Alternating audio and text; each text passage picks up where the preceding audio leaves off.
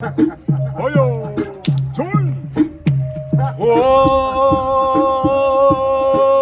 Oh, Ipapo nengenda kutochi chamakia, nwela kutaka vanhu kunyabia, ushanza vakuti Buyaka akaziya, ndatouya ndiri kugeto nemafiya, mafiya rangu ritoripo rakatora, nema ndine dzungu ndisina kupora, inzwa ichingoma ndisina kunyora, ini ndiri dhani vakomana muzandisora, uyu ari apapa uyu anonzi tinashe, ini manje kaisana kumira mushe, ndinofunga kuti yamundizive mushe, mare kwangu vakutonditi vashe, mukoma vangu ndirasta, ridhimu ndapinda ipapo ndichikasta, vanonitemba kugeto vakunditrasta,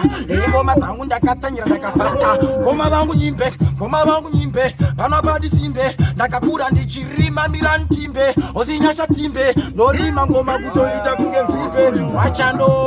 uya nonzi lafu mo,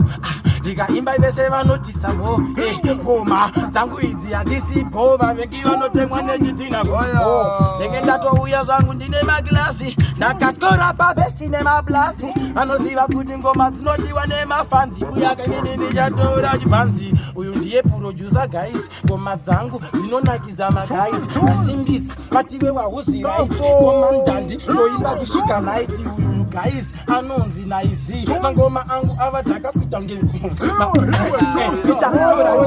ngoma ndandi ndakudira kumuzanzi, ava mukoma vakarova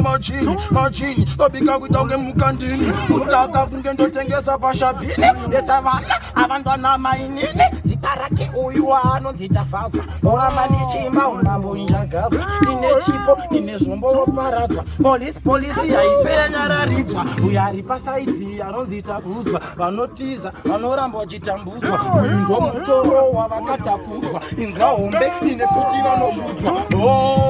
uyu wane maglasi kunge inini futi ndine maglasi, ichi chinun'una hachisi blasi, ini ndenge mukumba inini